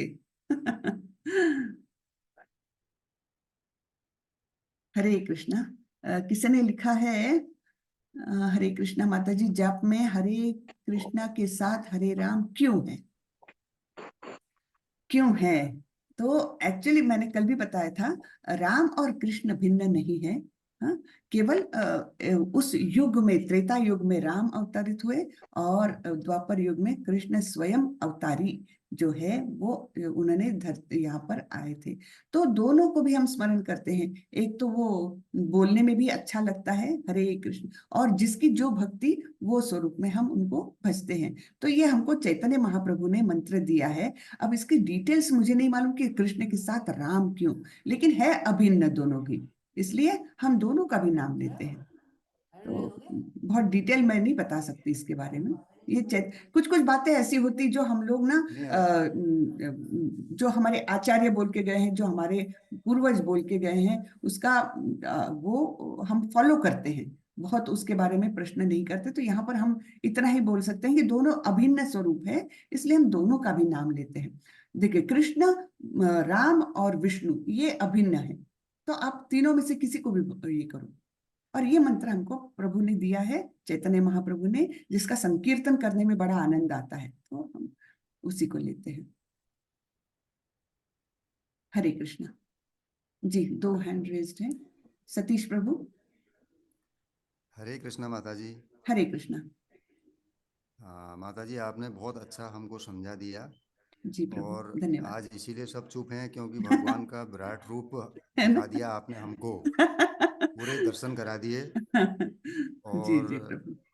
क्या माता जी ये भौतिक जगत में भी ऐसा संभव हो सकता है? कैसा? क्या संभव हो सकता है प्रभु?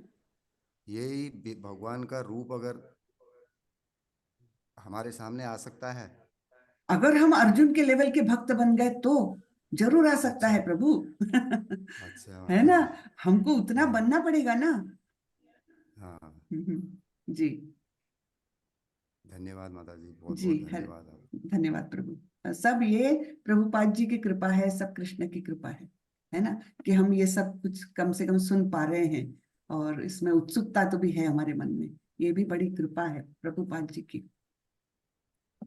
वैसे ये अभी ये भागवत वगैरह होते हैं ना माता जी, उसमें क्या होता है, म्यूजिक वगैरह चलता है तो वो हमारा माइंड चेंज कर देता है जी जी बहुत जगह प्रभु। पर। हमारे और प्रभुपाद जी, ये जो 7 दिनों का भागवत सप्ताह करके जो मनता है ना, तो हमारे प्रभुपाद जी हाँ। तो इसके बहुत विरुद्ध थे। क्योंकि उसमें होता क्या है, ये 7 दिनों को अतिरंजक बनाने के लिए वो रास लीला वगैरह पर इतने जल्दी जाते हैं ना, कि वो अच्छा हाँ। नहीं है। ये भक्ति में मारक है, ये पूरक नहीं है भक्ति के लिए। हमको बताया जाता है, देखिए भागवतम के 12 स्कंध है। हाँ, 10वें स्कंध में भगवान की लीलाएं हैं, जो पर्सनल लीलाएं हैं, वो 10वें स्कंध में है। और हमको बार बार बोला जाता है, 1 2 3 4 5 6 7 8 9 पूरे स्कंद पढ़े बिना 10वें को हाथ नहीं लगाना। तो ये क्यों? हाँ माता। जब तक हम पूरे वो 9 स्कंद पढ़ नहीं लेते, तब तक हमारा मन, चित्त जो है वो शुद्ध नहीं होता, शांत नहीं होता। और हम वो जो लीलाएं हैं भगवान की, खास करके रास लीला वगैरह, उसको हम अच्छे तरीके से ग्रहण कर ही नहीं पाते, कर नहीं सकते। कोई नहीं कर सकता जब तक हमारा चित्त शुद्ध नहीं है। तो इसलिए ये जो भगवत सप्ताह है ना, वो आपको क्षणिक आनंद देता है। उस समय हमको लगता है कि कुछ अच्छा है वगैरह, लेकिन एक्चुअली वो भक्ति के लिए पूरक नहीं है। हमारे प्रभुपाद जी तो बहुत अगेंस्ट थे इसके। ठीक है? वो 7 दिन का बराबर। सप्ताह क्यों मनाया जाता? परीक्षित महाराज को शुक मुनि ने 7 दिन में भागवतम सुनाए, लेकिन परीक्षित महाराज कहाँ, शुक मुनि कहाँ? और उन्होंने बिना पानी का बूंद लिए एक क्षण भी वहां से हटे बिना उन्होंने वो सब सुना था। उनकी लेवल कहाँ? और हम उसके नाम से सप्ताह करते हैं, जो बिल्कुल योग्य नहीं। हमारे इस्कॉन में इसको बिल्कुल मानते नहीं है। क्योंकि जब तक 9 स्कंद पढ़ता नहीं है, उसका अभ्यास नहीं होता, तब तक 10वें स्कंद को हम स्पर्श भी नहीं करते हैं। ठीक है? हाँ तो माता जी। इतना उसका महत्व है। तो वो माता जी जो रा आपने बोला था, जी जी हाँ माता जी, जो आपने बोला था भगवान स्तुति, जब हम भगवान के सामने पूजा करते हैं तो हमारे माइंड में जो चीज़ आज आपने विराट रूप के बारे में हमको बताया कि भगवान में ये भगवान ने दिखाया था, तो वो रूप वो आए, वो स्तुति ऐसी कौन सी थी जो आप बोल रहे थे कि वहाँ पर हम बैठ करके भगवान की स्तुति करना चाहिए और बड़े हाँ तो ध्यान से जब हम करें? जी जी, तो भगवान की स्तुतियां अनेक, मतलब विराट रूप के उसको मत करिए। इसमें क्या बताया है, हाँ। इस अध्याय में भी बताया है, भक्त लोग कौन सा रूप पसंद करते हैं? द्विभुज श्याम सुंदर रूप। भक्तों के लिए तो वही है। ये विराट रूप वगैरह किसके लिए है? अभक्तों के लिए, कि जो वो समझ सके कि भैया परमेश्वर कृष्ण ही है ना। ये अभक्तों के लिए है। भक्त कौन सा रूप उनका पसंद करते हैं? वही रूप देखना चाहते हैं, श्याम सुंदर रूप। तो जब हम बैठे भगवान के सामने हैं, तब हम या तो ब्रह्म संहिता बोल सकते हैं, या कुंती स्तुति, या भीष्म स्तुति, या ये अर्जुन ने की हुई स्तुति। इनको हम पहले तो हमसे आएगा नहीं, देखकर ही बोले कोई बात नहीं, लेकिन कम से कम उसका चिंतन मनन करे। हाँ, और तो भगवान के सामने जाकर स्तुति करना चाहिए भगवान की, उसके बाद अपने अपराधों के लिए क्षमा मांगना चाहिए और शरणागत की स्थिति तक मतलब वो करना चाहिए। ये मंदिर में जाने का अपना प्रयोजन रहना चाहिए। है ना, कि केवल हाँ बड़ा अच्छा मंदिर है, बड़ा अच्छा कार्विंग है, ये करके हम आ जाते हैं, वैसा नहीं करना चाहिए। वहां पर मतलब उनकी जब मूर्ति की प्राण प्रतिष्ठा होती है तो वहां पर बहुत मतलब दिव्य वाइब्स रहती है, और उस समय में हमारे मन के विचार बहुत अच्छे रहने चाहिए। तो ये स्टेप्स हमने याद रखना चाहिए। ठीक है प्रभु। धन्यवाद माता जी, बहुत बहुत धन्यवाद। हरे कृष्णा। हरे कृष्ण। हरे कृष्णा। अंजना माता जी, अपना प्रश्न पूछिए। हरे कृष्णा माता जी। हरे कृष्ण माता जी, बोलिए। माता जी, मेरा कोई प्रश्न है नहीं वैसे, पर जी। मैंने आपसे कुछ दिन पहले जो प्रश्न किया था उसका उत्तर मुझे बहुत अच्छे से मिल गया है। आपने इतने अच्छे से समझाया माता जी कि अगर धन्यवाद।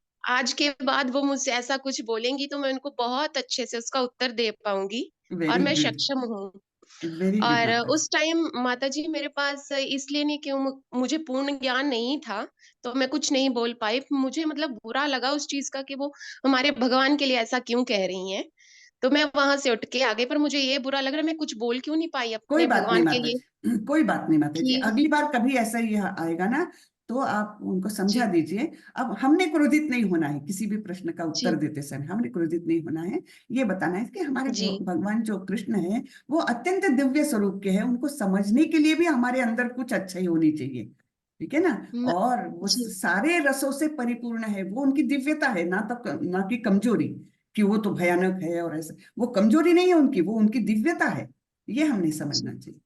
जी माता जी, ऐसे लोगों को भगवान को विराट रूप दिखाने की जरूरत है जो उनको नहीं मानते हैं। जी जी माता जी। धन्यवाद माता जी, बहुत बहुत। हरे कृष्णा माता हरे जी। कृष्णा। जी। हरे कृष्णा। आशीष प्रभु जी, अपना प्रश्न पूछे। हरे कृष्ण माता जी, हरे दंडवत कृष्णा प्रणाम। प्रभु, धन्यवाद प्रणाम प्रभु, बोलिए। चैंटिंग में जो हरे कृष्णा करना चाहिए या हरे कृष्ण एक यानी हर पूरा नहीं नहीं पूरा चैंटिंग में महामंत्र बोलना चाहिए। आइडियली तो जो चैतन्य महाप्रभु बोल के गए हैं वो हरे कृष्ण कृष्ण कृष्ण हरे हरे, हरे राम राम राम हरे हरे, ये 16 अक्षरी मंत्र जो है ये पूरा जप करते समय बोलना चाहिए। पूरा मंत्र एक मणि पर, फिर दूसरे मणि पर जाइए, फिर पूरा मंत्र बोलिए, ऐसे हर पूरा 16 अक्षरी ये मंत्र है, इसको पूरा बोलना चाहिए। जी प्रभु। जी माता जी। जी। और मैंने बताया था आपको जो सुमेरु मणि रहता है ना, बड़ा मणि रहता है ना, उस पर वो पंचतत्व महामंत्र बोलना चाहिए। जय श्री कृष्ण चैतन्य प्रभु नित्यानंद श्री अद्वैत गदाधर श्रीवासादि गौर भक्त वृंदा, ये जो है वो सुमेरु मणि पर बोलना है, और उसके बाद कृष्ण का महामंत्र जो है वो बोलना चाहिए हर एक मणि पर। ठीक है, क्यों? क्योंकि उनका आशीर्वाद लेकर हम आगे बढ़ रहे हैं, चैतन्य महाप्रभु का आशीर्वाद लेकर और उनके पार्षदों के समेत उनका स्मरण करके फिर हम आगे बढ़ रहे हैं महामंत्र के जप के लिए, ऐसे। एक दिन में 16 माला करना जरूरी है क्या? देखिए अभी से 16 माला मत करिए आप एक माला से चालू करिए। 16 माला करना फिर काफी दूर की बात है। थोड़ा आप इसमें भक्ति में थोड़ा सा आगे बढ़ेंगे तो फिर आप 16 माला तक जा सकते हैं। अभी से नहीं, एक माला ही करिए आप, लेकिन नियमित रूप से। हाँ, ऐसा नहीं कि आज किया कल नहीं किया, वैसा नहीं। 16 माला तक तो काफी देर के बाद जाते हैं व्यक्ति, तो आप एक माला से चालू करें, लेकिन जरूर चालू करिए। आप सभी से मेरा निवेदन है, बहुत नम्र निवेदन है कि एक माला रोज करिए, सवेरे करिए। नहीं होता सवेरे, कभी कभी तो दोपहर को कभी कर लीजिए, लेकिन सवेरे का ही नियम रखिए। एक माला बैठ के शांत चित्त से अपने शब्दों को सुनते हुए एक माला करिए, बस 10 मिनट से ज्यादा नहीं लगेगा। हाँ, 10 मिनट मैक्स बोल रही हूँ मैं। ठीक है। जैसे अपनी आगे रुचि बढ़ती है तो स्पीड भी ज्यादा होता है, फिर तो और कम समय लगता है, लेकिन शुरू में आपको 9 मिनट 10 मिनट ऐसे लगेंगे, लगना ही चाहिए। और करिए सभी लोग, देखिए आपके जीवन में परिवर्तन आ जाएगा। बिल्कुल 100% बोलती हूँ मैं। हरे कृष्ण। जी धन्यवाद प्रणाम माता जी। हरे कृष्ण। हरे कृष्णा। गीता माता जी अपना प्रश्न पूछें। हरे कृष्णा। बोलिए बोलिए माता जी, आपकी आवाज जरा कम आ रही है, आवाज कम आ रही है। वो जो स्तुतियां आप बता रही थी वो हमको मिल सकती हैं यहाँ पर? हाँ हाँ, मिल सकती है ना, बिल्कुल मिल सकती है, लेकिन आप गूगल भी सर्च करेंगे तो आपको मिल जाएगी, बिल्कुल गूगल में भी मिल जाएगा। ब्रह्म संहिता डालिए तो आपको मिल जाएगा। यूट्यूब पर भी है, बहुत सारे लोगों ने ब्रह्म संहिता रिसाइटेशन किया है, वो सुनिए, बहुत सुंदर लगता है। हाँ, और ये सब मिल जाएगा आपको, गूगल में ही सर्च करके मिल जाएगा। ठीक है, कुंती स्तुति भी है और भीष्म स्तुति, और ये तो भगवत गीता में ही है, इसका तो कोई सवाल ही नहीं। धन्यवाद माता जी। हरे कृष्ण। हरे कृष्ण। अच्छा, किसी ने पूछा है माला कहाँ से खरीदना है माता जी, जहां से और प्योर माला मिले, जहां सही और प्योर माला मिले। प्रभु, अभी तो आप शुरू कर रहे हैं तो आप कोई भी माला ले सकते हैं और उसकी चिंता करने की जरूरत नहीं, लेकिन जैसे आप आगे बढ़ोगे आप इस्कॉन से माला खरीद सकते हैं। तो इस्कॉन में भी अलग अलग प्रकार की मालाएं मिलती है। जब 16 माला हम मतलब जब तुलसी माला हम लेंगे ना, तुलसी की भी एक माला रहती है और बाकी नीम के या आम की ऐसे भी मालाएं मिलती है, उसमें कुछ नहीं। तो अभी आप माला कौन सी क्वालिटी की है उसके बारे में सोचिए भी मत, कोई भी 108 मणि वाली कोई भी माला लेकर आप चालू कर दें। और जब हम लहसुन प्याज चाय कॉफी वगैरह छोड़ देते हैं ना, उसके बाद हम तुलसी माला लेते हैं हाथ में और फिर हम उस पर जप करते हैं। तुलसी माला बड़ी पवित्र मानी जाती है। तो जो प्याज लहसुन वगैरह खाते हैं या चाय कॉफी भी पीते हैं तो जनरली वो नहीं हाथ में लेते, खास करके प्याज लहसुन तो छोड़ने के बाद ही लेना चाहिए। ठीक है प्रभु। और ये इस्कॉन से मिल सकती है आपको, साधारण माला भी मिल सकती है और तुलसी की भी माला मिल सकती है, सब मिल सकता है इस्कॉन से। माता जी मैं आज लिंक डाल दूंगी ग्रुप में माला जी के जी, लिए। और हाँ, माला के लिए भी, और उसमें आपको बुक्स भी मिल जाएगी। जिसके पास यथारूप भगवत गीता नहीं है तो आप जरूर से वो मंगवा लीजिए और उसको सिर्फ यथारूप रखिए मत, उसको पढ़िए, नहीं तो यथारूप है तो यथारूप रख दिए हमने, ऐसा नहीं। हाँ, उसको आप पढ़िए, उसको अच्छा लगेगा और लेवल 2 के लिए भी आपके काम आएगा। किसी ने लिखा है मैं ग्रुप में नहीं हूँ, तो आप क्षमा माता जी को वो कर दीजिए, या आप अपना नंबर दे दीजिए, क्षमा माता जी आपको ऐड कर देगी ग्रुप में। किसी ने पूछा है, अरे फटाफट ऊपर जा रहा है, मैं देख नहीं पा रही। मैं पढ़ती हूँ माता जी। मैंने हाँ अपना नंबर ग्रुप में, मैंने चैट में डाल दिया है प्रभु जी, मुझे आप मैसेज कर दीजिए, मैं आपको ग्रुप में ऐड कर दूंगी। मैं प्रश्न पूजा जैन माता जी ने कहा है, हरे कृष्णा माता जी, 16 मालाओं का क्या अर्थ है या इसका कुछ कैलकुलेशन है? हाँ, तो पहले के हमारे आचार्य लोग तो 64 माला कम से कम करते थे, 64। उसके बाद जब प्रभुपाद जी वहां पर मतलब इस्कॉन स्थापित करने के लिए गए, तब 64 मालाएं उन विदेशी लोगों के लिए तो बहुत ही ज्यादा होती थी, बहुत ही ज्यादा। वो बोले प्रभुपाद जी इतना तो नहीं हो सकता हमसे, कुछ कम करिए, कुछ कम। तो ऐसे करते करते प्रभुपाद जी ने 16 माला मिनिमम का क्राइटेरियन रखा है। मिनिमम 16 माला हर एक को करनी ही है, जो भी इस्कॉन से जुड़ा है और थोड़ा प्रगति कर चुका है, तो उनके लिए 16 माला का, कम से कम 16 माला का नियम है।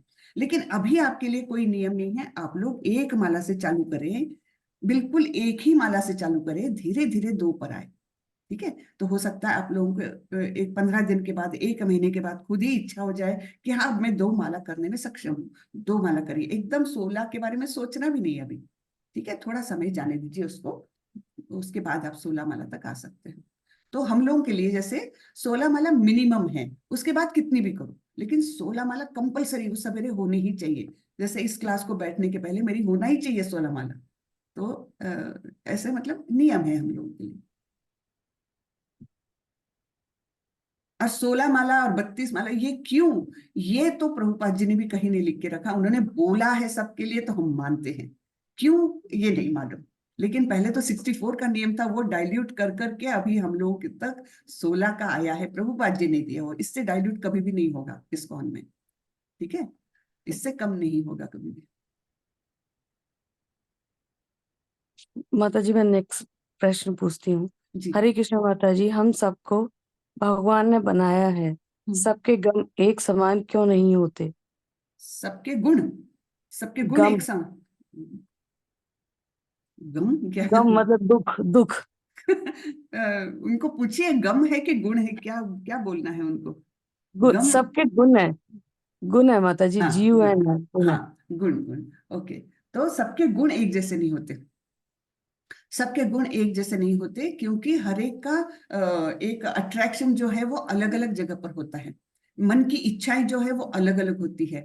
जैसे किसी को खाली समय में कोई क्या करता है, इसके ऊपर हम उनके गुण क्या है वो देख सकते हैं। अगर किसी को खाली समय मिला तो वो क्या करेगा, कोई किताब लेकर बैठेगा, कोई आध्यात्मिक किताब लेकर बैठेगा, कोई ऐसी ही वो लेकर बैठेगा, या कोई पिक्चर देखने लग जाएगा, या कोई नशा करने लग जाएगा, है ना। हर एक की इच्छाएं अलग अलग होती है। जैसी इच्छा है वैसी उसकी क्रिया हो जाती है, और जो क्रिया है वो उसके अनुसार उसका गुण उसको ज्यादा बांधता है, वो गुण उसको ज्यादा बांध लेता है फिर। ठीक है, जिसको नशा करने का, हाँ आज जरा 2 घंटे खाली है, चलो नशा कर लेते हैं, तो वो नशे के प्रति ही उसका आकर्षण हो जाएगा, है ना। और जो अच्छा खाली समय मिला है मुझे, तो मैं भगवत गीता लेकर बैठूं, 2-4 पन्ने तो पढ़ लूं, ये जिसके मन में इच्छा है उसको वही गुण आकर्षित करेगा, और वो उसी गुणों में बंधा रहेगा। ठीक है। तो इस प्रकार गुण अलग अलग होते हैं इच्छाओं के अनुसार। जनरली ये कहा गया है, हमारी इच्छाएं डिसाइड करती है हमारे गुण कैसे होंगे, और इच्छाएं किस पर डिपेंड करती है, हमारे वातावरण पे भी। तो वातावरण भगवान कैसे देते हैं, हमारे पूर्व जन्मों के कर्मों पर। अगर हमने अच्छे कर्म किया है तो हमको अच्छी फैमिली में जन्म मिलेगा, और हमारा वातावरण अच्छा रहेगा। इस प्रकार से है। हरे कृष्णा। आगे कुछ है माता जी?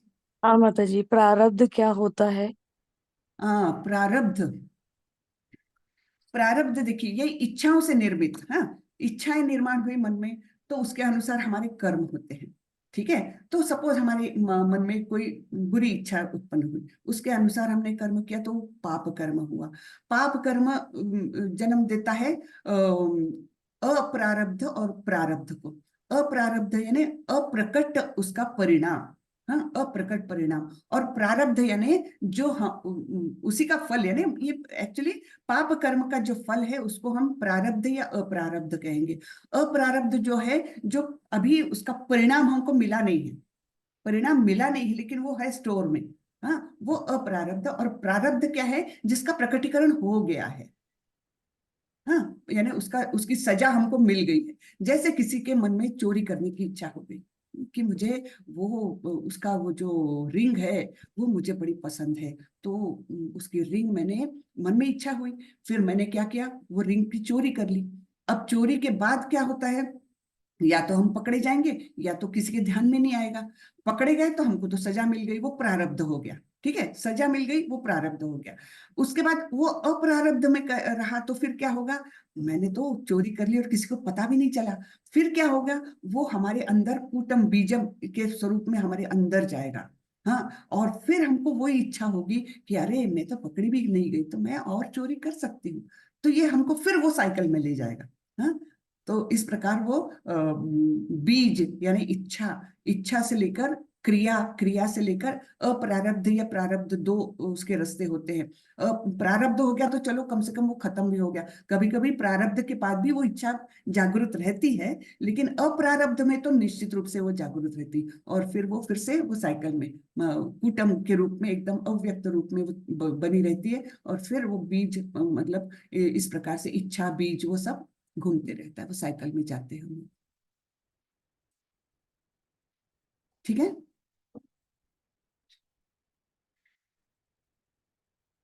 हरे कृष्णा। जी माता हाँ जी, अभी सभी प्रश्न हो गए हैं जी और हैंडल्स भी हमने ले लिया। जी। तो माता जी, इन लोगों को वो अपने इस्कॉन बेंगलुरु का वो जहाँ से वो किताबें या माला खरीद सके, वो लिंक जरूर दे दीजिए। और आप सभी से बहुत बहुत अनुरोध है कि आप लोग एक माला करिए। अभी किसी भी माला से आप चालू कर सकते हैं, और बाद में जाकर आप अच्छी तुलसी माला या और दूसरी कोई माला ले सकते हैं। अभी एक माला चालू कर दीजिए सवेरे के समय, देखिए बहुत अच्छा लगेगा। ठीक है, चलिए, तो आज के लिए इतना ही, हम खत्म करते हैं आज का सेशन। जी माता जी, हरे कृष्णा माता जी, दंडवत हरे प्रणाम। दंडवत प्रणाम हरे माता जी। कृष्ण माता जी। हरे कृष्णा कृष्ण माता जी। हरे कृष्णा हरे कृष्णा। हरे कृष्णा। वाचा कल्पतरुभ्यश्च कृपा सिन्धुभ्येव च पतितानां पावनेभ्यो वैष्णवेभ्यो नमो नमः। अनंत कोटि वैष्णव वृंद की जय, श्रीला प्रभुपाद की जय। हरे कृष्णा, हरे कृष्णा, हरे हरे कृष्णा कृष्णा माता जी, हरे हरे कृष्णा। कृष्णा।